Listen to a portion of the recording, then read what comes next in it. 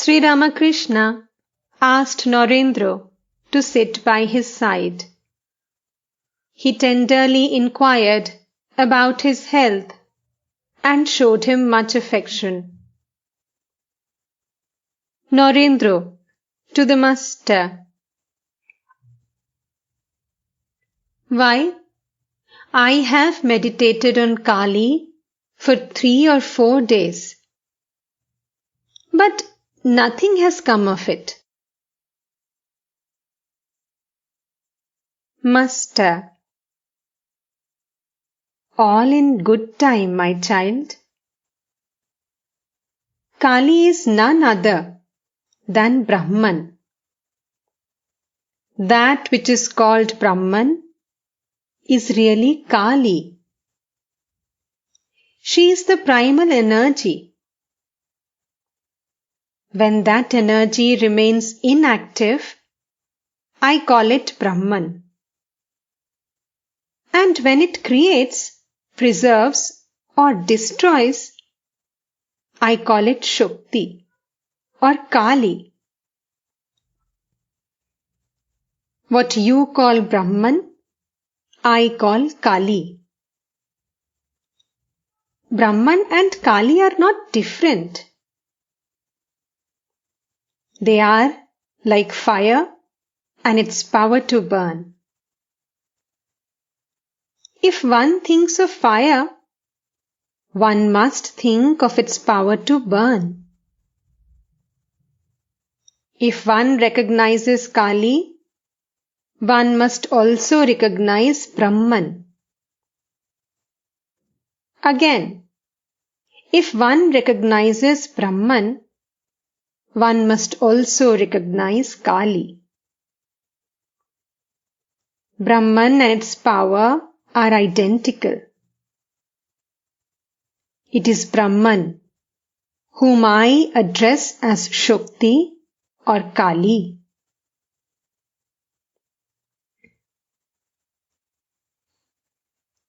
It was late at night. Girish asked Haripada to call a cab, for he had to go to the theatre. As Haripada was about to leave the room, the master said with a smile, "Mind, a cab. Don't forget to bring one." All laugh. Haripada, smiling, "Yes, sir. I am going out just for that. How can I forget it?" Girish, "That I should have to go to the theatre and leave you here." Master, No.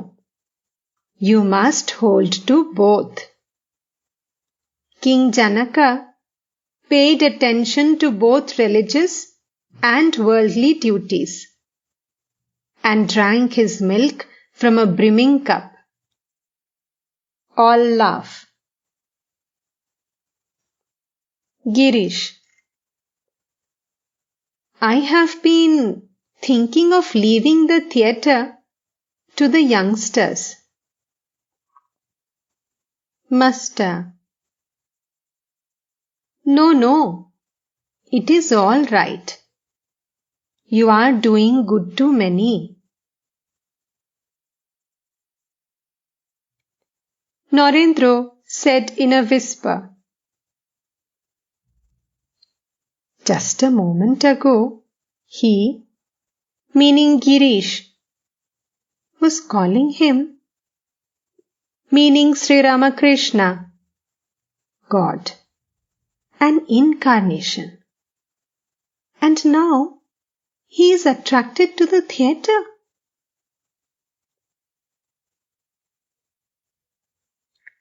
Narendra was sitting beside the master.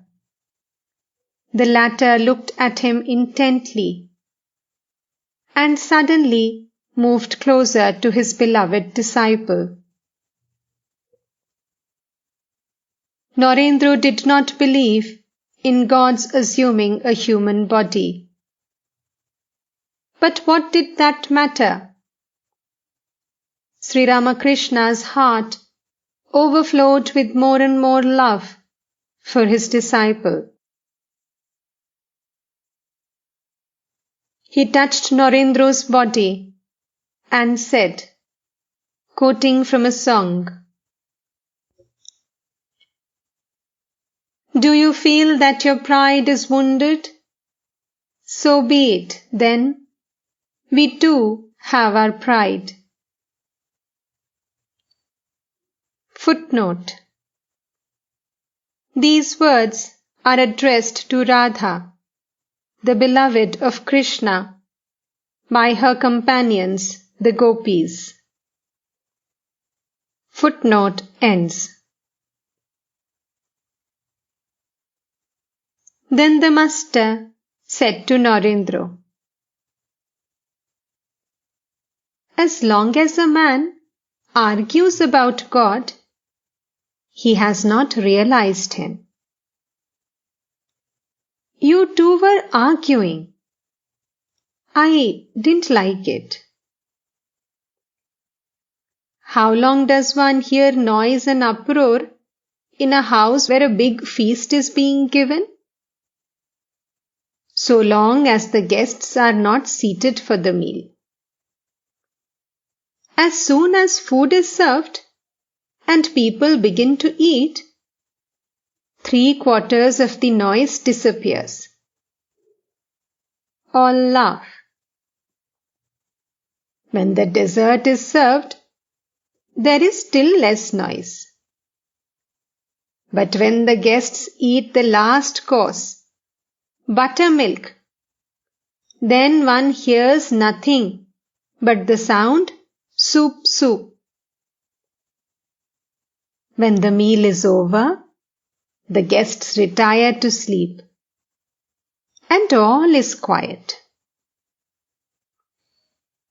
The nearer you approach to God, the less you reason and argue. When you attain Him, then all sounds, all reasoning and disputing come to an end.